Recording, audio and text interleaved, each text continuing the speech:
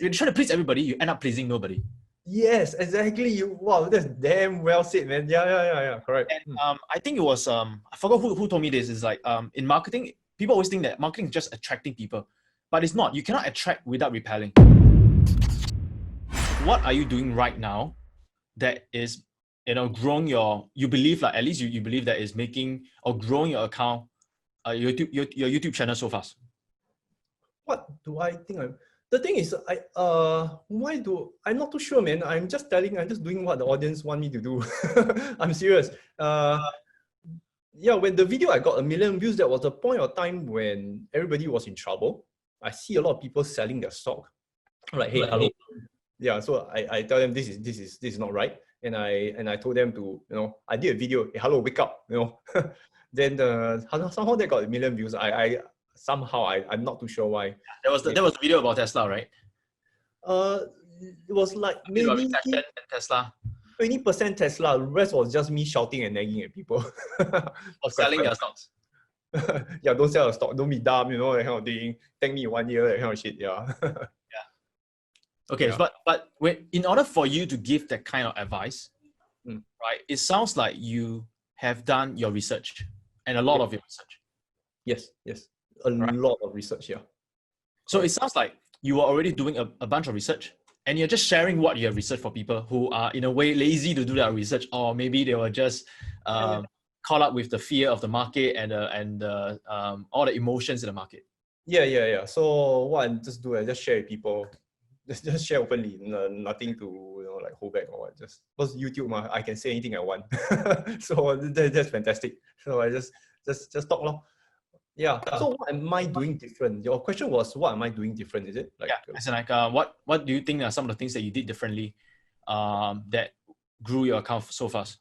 I think the most important thing was that I listened to my audience and I was posting in YouTube consistently, because that was something they really wanted.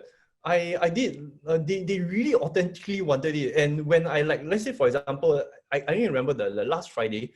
Last week usually I post Monday, Wednesday, Friday, 9 o'clock. Sometimes 10 o'clock. So on Friday I didn't post. A lot of my audience starts like blasting me. Hey, are you okay or not? Because Singapore is quite bad on the COVID side. So they're asking, hey, what happened to you? Are you fine? All the messages coming. So when I posted on Saturday, they tell me, oh, glad you're fine. Yeah, so the audience really do want to see my posts, and they are the one that keep me going to be consistent. In fact, before this talk with you, I just did a video recording, and I'll probably spend like 4 or 5 hours to edit the video thereafter. Awesome. So basically, consistency is another key. You mentioned about posting 3 a week. For those people who are watching, I think one of the reasons why I brought Ken on is because I want to inspire more people to do YouTube. Even myself, I'm starting to do YouTube. I wish I've gotten it a lot earlier, but it can make all kinds of excuses. In short, I was lazy, I didn't do it. According to you, I mean, it sounds like you just mentioned about time, because a lot of time, a lot of effort, scripting and stuff like that. What are some of the biggest challenges being a YouTuber? Consistency. And that is the biggest. Some days you are like today I just shit, I must do a video. But I keep thinking to myself that there'll be at least 20k people watching it, minimally 20k. And I'm like, I cannot let them down. Yeah. So that's are the things that pushes me on. Yeah. Wow. So when you were first starting out, when there was no 20k subscriber, then what caused you to continue to post consistently? Because you kind of had to like post consistently first, right? Before you actually had attraction. Yeah, actually I was quite happy even with 1 person watching. Seriously, if I could change that 1 person's life, I was honestly happy with. Hey, shit, there's 10 people watching. I'm like, okay. Now my initial views have went up because my subscriber base has went up. But initially I like 10 views, 20 views, and I wasn't pushing my leads from Facebook to YouTube. I just wanted to, if I'm good, I'm good. If I'm suck, I suck. So that's all I wanted to do. So yeah. So just keep doing. 10 views, I'm really authentically happy. Yeah. So I just kept going. Love it.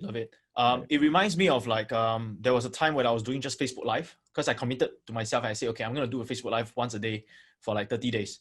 And I felt that was one of the, I would say, tipping point for my online presence. I don't have a big YouTube channel whatsoever. I have a slightly bigger following on Facebook and Instagram. Now I'm starting to go into YouTube, which I feel is a bit, for me, I should have gotten early, but it's still not too late. And one of the biggest tipping point for me was when I did the once a day Facebook. Mhm. And I remember doing that once a day Facebook, there was nobody watching, literally, like maybe sometimes there are 2 people watching or 3 people watching. And it sounds like the same thing where I would say that as long as there's 2 people watching, right, if I can touch 2 lives, right, then I'll just do it. And I'll just do it for the 2. And I always say that, like, if I can't even do it for the 2, then how would I be able to do it for 20 or 200 or 20,000? Exactly. You know, it's always starting from the small end and not despising the small beginnings. Yes. Because be humble and just, you see, if you cannot, you say it right, if you cannot do good content for 2 people, you're not going to do good content for 10 people, 100,000 people. It's not going to happen. I know you're quite a straight shooter. You go to the point, right? Yeah. You let people know what they need to hear rather than what they want to hear. Right. And when you do that, so maybe my question is, are you not afraid to offend anybody?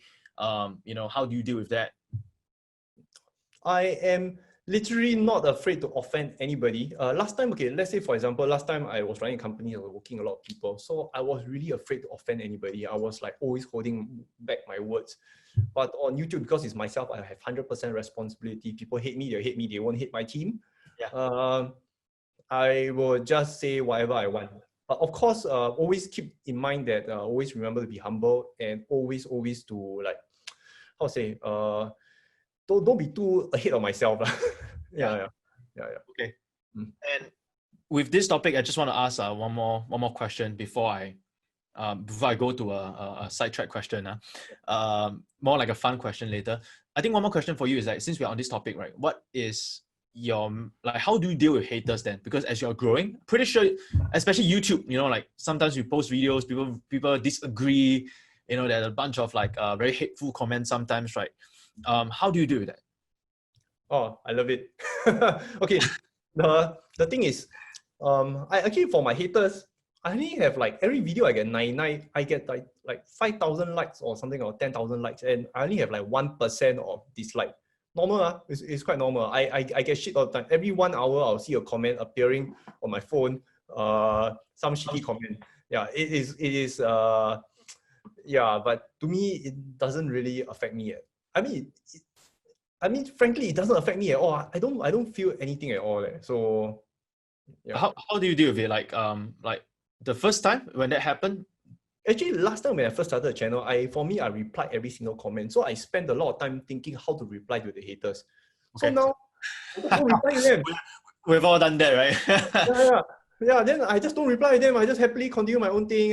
Instead of spending all that brain power there, I use the brain power to script and research on things for my audience. Yeah, I find it very useful, and so you must be polarizing. That means you cannot be politically right in YouTube. You cannot be like maybe yes, maybe no. It's either yes or no. Yeah, you cannot like hold a 50, because the reason why people watch you is because they want to hear your point of view. They don't want to hear a politically right answer. It's a different platform altogether. So that's something that I in my personal opinion, really helped me a lot in YouTube, is that straight shooter, you suck, you're good. Yeah, that kind of thing.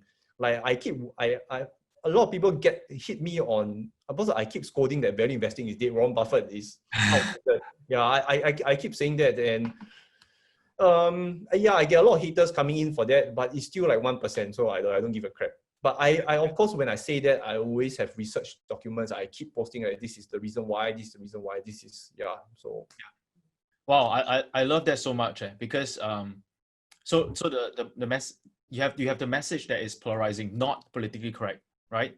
Yes, correct. And whenever you do that, I think in marketing, this is something that I always tell my audience as well. Like in marketing, if you try to be politically correct, you're trying to please everybody. In short, that's what being politically correct is. You're trying to please everybody. But when you're trying to please everybody, you end up pleasing nobody. Yes, exactly. Wow, that's damn well said, man. Yeah, correct. And I think it was I forgot who told me this. Is like in marketing, people always think that marketing is just attracting people, but it's not. You cannot attract without repelling. Like you always have to have a message that attract people, but at the same time, it repel people. And when you know you have haters, right? Usually that also means that you're on the right message. Yes. Wow, well said, man. In fact, haters help my YouTube channel grow, because they got to comment. So if they click the dislike button, that is still the algorithm will go like, oh, good, people is reacting to you. Then you comment someone, they type one bloody long message on why penny testing is relevant. Thank you so much. Wow, I didn't know that. So even when people put dislike, that's also considered good for the algorithm. Yeah. Okay. You must understand the algorithm has only one goal, because inside because when we reach certain amount, we get certain access to certain things inside YouTube. So one of the things that they say, the whole algorithm is programmed to make you stay longer on YouTube. That's it. So you got to. So if they stay on YouTube, they type the thing out, they whatever they do. Yep.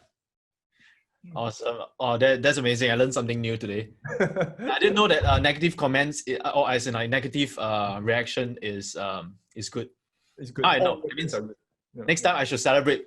So then you reprogram yourself, right? Whenever you see a negative comment or negative reaction, you just celebrate because like you know you're on the right track.